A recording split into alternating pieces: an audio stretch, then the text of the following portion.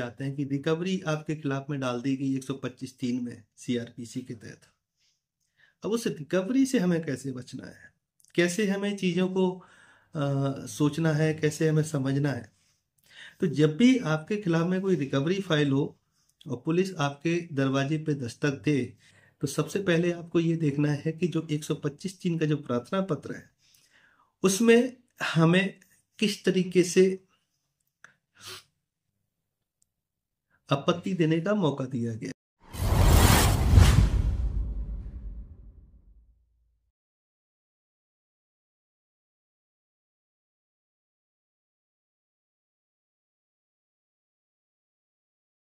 नमस्ते भाइयों, मैं हूं आपका दोस्त एडवोकेट ब्रह्मदत्त। कैसे हैं आप लोग?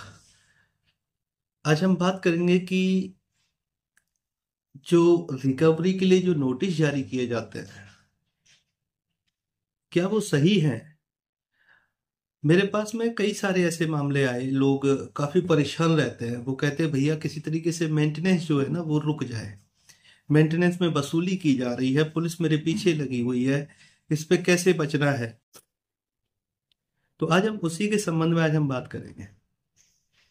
अगर आप लोग मेरे चैनल पर नए हैं तो चैनल को सब्सक्राइब कर लें। और आप लोगों को अगर किसी भी तरीके की अगर आपको कानूनी कंसल्टेशन चाहिए तो आप लोग हमारे व्हाट्सएप नंबर पे संपर्क कर सकते हैं, जिसका प्रॉपर फीस मैंने 500 रुपये 15 मिनट के लिए रखा हुआ है। अगर आप केस स्टडी कराना चाहते हैं, आपके केस के मेरिट के आधार पर अगर कुछ चाहते हैं कि प्रोसीडिंग कैसे चल रही है, किस तरीके से आपका दावा पेश किया गया है, किस तरीके से आपने जवाब लगाया है, किस तरीके से आदेश किया गया है, अगर केस स्टडी करवाना चाहते हैं तो आप लोग हमारे व्हाट्सएप पे मेल आईडी हमसे ले सकते हैं। उसकी प्रॉपर फीस मैंने ऑलरेडी वीडियो में बता रखी है। और ये अदालतें हैं, थाना है, पुलिस है, यहाँ पे पैसे खर्च होते हैं। अगर आप लोग ये सोचते हैं कि हम इधर से सलाह ले लें उधर से सलाह ले लें, तो आप सलाह तो ले सकते हैं, लेकिन सलाह को इम्प्लीमेंट कैसे करना है ये डिपेंड करता है। कभी कभी लोग गलतियां कर जाते हैं और उसका उनको नुकसान भी उठाना पड़ जाता है, क्योंकि हम जो चीज़ें आपको बताते हैं वो प्रैक्टिकल बेस के आधार पे बताते हैं, कानूनी दायरे में चीज़ें बताते हैं और कोशिश करते हैं कि आप लोग सही डायरेक्शन में उसको इम्प्लीमेंट करें।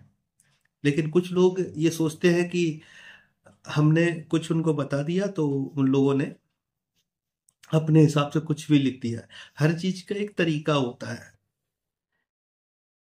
अगर हम आपको ये सारी चीजें कानूनी जानकारी अगर दे रहे हैं तो हमने वो कहीं ना कहीं अप्लाई की हुई है और तरीके से अप्लाई करनी होती है। जब कोई आदेश हो जाता है तो फिर हमें आदेश में टेक्निकल फॉल्ट जो है ना वो देखने पड़ते हैं कि आखिर में टेक्निकल फॉल्ट रहे कहाँ गए।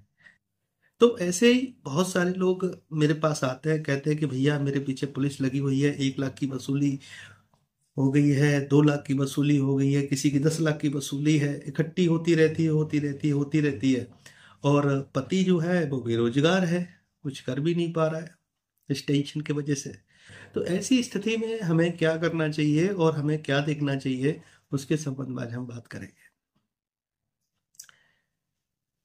सबसे पहले आपको ये देखना है कि जो आपके खिलाफ में मेंटेनेंस का केस दाखिल किया गया है उसमें किस आधार पर न्यायालय ने प्रोसीडिंग को चालू किया है। सबसे पहले मैं बता दूं कि सम्मन प्रोसेस क्या है। अभी हाल में रजनीश वर्सेस नेहा का एफिडेविट आया है, वो किस तरीके से कॉम्प्लायंस कराया गया है, क्या दावे के साथ में किया गया है, नहीं किया गया। रजनीश वर्सेस नेहा के एफिडेविट के आधार पे क्या पति पक्ष को कोई मौका दिया गया है या नहीं दिया गया, आखिर में दिया गया है तो कैसे दिया गया है। रजनीश वर्सेस नेहा का जो एफिडेविट है वो दाखिल किया गया है, नहीं किया गया है, किस तरीके से दाखिल किया गया है, क्या इसमें कोई फॉर्मेट जो जारी किया गया है क्या इसमें कोई मॉडिफिकेशन किया गया है, नहीं किया गया है। अभी हाल में ही मैंने एक तो जजमेंट देखे, उसमें स्पष्ट ये था कि जो माननीय न्यायालय जो आदेश कर रहा है उसमें रजनीश वर्सेस नेहा के एफिडेविट का कोई जिक्र नहीं, लेकिन फाइल पर वो एफिडेविट लगा हुआ है। अब यहाँ पे देखना पड़ेगा कि टेक्निकल फॉल्ट कहाँ हो गया।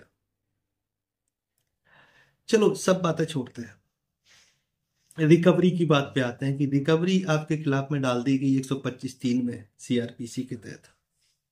अब उस रिकवरी से हमें कैसे बचना है, कैसे हमें चीज़ों को सोचना है, कैसे हमें समझना है। तो जब भी आपके खिलाफ में कोई रिकवरी फाइल हो और पुलिस आपके दरवाजे पे दस्तक दे, तो सबसे पहले आपको ये देखना है कि जो 125(3) का जो प्रार्थना पत्र है उसमें हमें किस तरीके से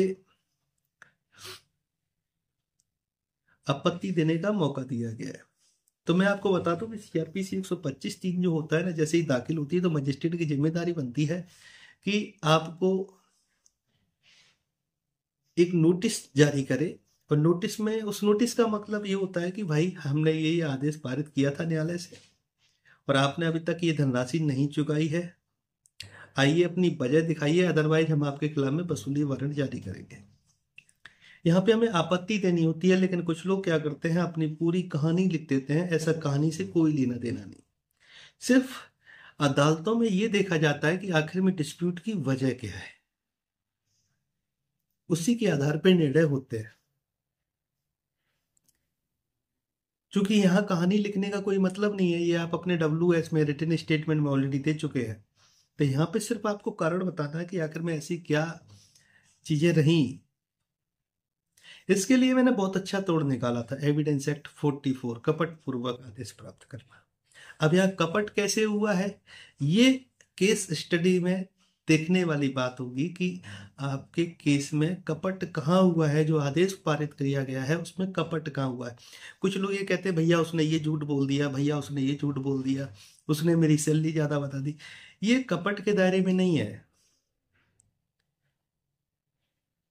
बाकी का आपके केस देखने के बाद, इसके कागज देखने के बाद कि किस तरीके से उसने चीजों को रखा है न्यायालय के सामने। दूसरी बात कि जब वसूली जब जारी होगी तो 421 के तहत में जो वसूल कराई जाने वाली राशि जो है ना, उस पे जुर्माना लगाया जाएगा। जुर्माना 500 रुपए से ज्यादा नहीं हो सकता। लेकिन मजिस्ट्रेट क्या करते हैं कि जुर्माना ना लगा के सीधा पुलिस के लिए वारंट जारी कर देते हैं। और पुलिस क्या करती है, जाके आपको गिरफ्तार कर लेती है और आपसे पैसा वसूल कर लेती है और न्यायालय में आके वो पैसा सौंप देती है ऑन रिकॉर्ड। तो यहाँ पे ऐसी स्थिति में क्या होता है कि जो पैसा आपसे लिया गया है ना, वो गलत तरीके से पैसे की वसूली करी गई है। और रंगदारी मान के चलो आप इस तरीके से, क्योंकि कोर्ट जब भी कोई वारंट, वसूली वारंट जारी करता है वो पुलिस के लिए करता है। और पुलिस के लिए जो वारंट जारी होता है उसमें स्पष्ट लिखा हुआ है कि प्रतिवादी पति की संपत्ति की जांच की जाए, उस जंगम संपत्ति के उसके हिस्से से उतनी राशि वसूल की जाए और न्यायालय में जमा कराई जाए। और फिर भी यदि कोई राशि, जंगम संपत्ति नहीं मिलती है तो इसको गिरफ्तार किया जाए, ये स्पष्ट लिखा होता है। तो मैंने आपको अपने पिछले वीडियो में बता रखा था कि पुलिस के हाथ में ऐसा कोई अधिकार नहीं है कि धन वसूली करे। तो यहां पे आप देख रहे हैं टेक्निकल फॉल्ट कितना बड़ा हुआ है। पुलिस क्या करती है, जैसे ये वारंट आया पुलिस सीधी आपके घर पहुंच जाती है, आपको उठा लेती है, थाने में बिठाती है, फिर आपसे कहती है कि लाइए पैसे दीजिए। दूसरी बात कि ये जो वसूली वारंट जो जारी कराए गए हैं ये पूरी तरीके से इलीगल है, गलत है। और इस पे अगर आपकी वसूली करी जा रही है और पुलिस जाके न्यायालय में वसूली जमा कर रही है तो ये पूरी तरीके से धन उगाही का मामला है। आप इसके खिलाफ में एक्शन भी ले सकते हैं, क्योंकि कोर्ट के वारंट में स्पष्ट लिखा हुआ है कि प्रतिवादी पति जो है उसके नाम जो जंगम संपत्ति है उसकी जांच की जाए। तो सबसे पहला अधिकार होता है जांच करने का, संपत्ति मिलती है या नहीं मिलती है। अगर उसके नाम कोई संपत्ति नहीं मिलती है तो वहां पे पुलिस को रिपोर्ट देनी चाहिए। ये नहीं है कि आप उसको उठा लिए, थाने में बिठा लिए और उसके मम्मी पापा भाई बहन वगैरह से रुपए वसूल करके आप कोर्ट में जाके जमा कर दिए। ये इलीगल प्रोसेस है, इस पे आप एक्शन ले सकते हैं। कैसे एक्शन लेना है, देखो भाई मैं जो बातें बता रहा हूं ना ये प्रैक्टिकल बेस के आधार पे और मैंने काफी लोगों की रिकवरी के लिए काम किया है। मैं पैसे लेता हूँ, मेरी थोड़ी सी फीस महंगी है क्योंकि मैं मेहनत करता हूँ, लेकिन काफी लोगों की मेंटेनेंस के लिए मैंने काम किया है। दूसरी बात, जैसा कि मैंने बताया अपने पिछले वीडियो में कि कोर्ट फीस अधिनियम धारा 7 के तहत मैं ना एरियर ऑफ मेंटेनेंस के लिए स्टाम्प देना पड़ता है। अब लोग कहते हैं भाई वो तो कोर्ट फीस जमा कर रही है, वो एप्लीकेशन का कोर्ट फीस कर रही है, लेकिन जो अमाउंट क्लेम किया जा रहा है ना उसके लिए भी उसको देना चाहिए। ये भी नहीं होता है, यहाँ पे भी पुलिस की रिकवरी गलत हो जाती है, कोर्ट का आदेश गलत हो जाता है। अब तीसरी चीज क्या है कि भाई आपके नाम कोई संपत्ति है नहीं, पुलिस रिपोर्ट लगा के इसलिए नहीं देती है कि अगर पुलिस रिपोर्ट लगा के दे देगी या अमीन लगा के दे देगा तो उसमें फिर क्लियर आ जाएगा कि पति के नाम कोई संपत्ति नहीं है, और उसकी रिपोर्ट की कॉपी और पत्नी का दावा या उसका एफिडेविट उठा के आप पत्नी के खिलाफ में मुकदमा भी चला सकते हैं। तो इसलिए ये गलत वसूली हो जाती है। अगर आप लोगों के साथ भी अगर ऐसा हुआ है तो आप लोग कमेंट करके मुझे बताएं, और पैसे की चिंता मत करें। देखो पैसे सब जगह खर्च होते हैं, आप सीधा सीधा रास्ता पकड़ेंगे या टेढ़ा रास्ता पकड़ेंगे ये निर्भर आपके ऊपर करता है, लेकिन पैसे हर जगह लगते हैं। मैं भी पैसे लेता हूं, लेकिन मैं चाहता हूं कि जो केस 2 साल में खत्म होते हैं वो 6 महीने में, क्योंकि मैं किसी भी तारीख पे किसी भी तारीख को मैं खाली नहीं जाने देता हूँ। तो मैं मेहनत करता हूँ, काउंटर अटैक करता हूँ, और काउंटर में ही हमारा डिफेंस होता है। और अगर आप लोग ये कहते हैं कि हम मिलने आ रहे हैं, तो सुबह से लेकर शाम तक कचहरी के काम होते हैं, उसके बाद में अपने घर के काम होते हैं, और कोई भी मिलने आता है तो वो डायरेक्ट आता है या फिर समय लेके आता है। तो उनके लिए ऐसा नहीं है, वो बेशक 15 मिनट के लिए आए हो, लेकिन हमारा पूरा दिन चला जाता है उनके लिए। अब ऐसा भी नहीं है कि आए वो और आने के बाद में हम बातचीत करने लगे, उनके काम किए, उनको रवाना कर दिए। थोड़ी देर बैठेंगे, बातचीत करेंगे, चीजों को समझेंगे, सारी चीजें, तो हमारा पूरा लगभग 2-4 घंटे बर्बाद हो जाते हैं।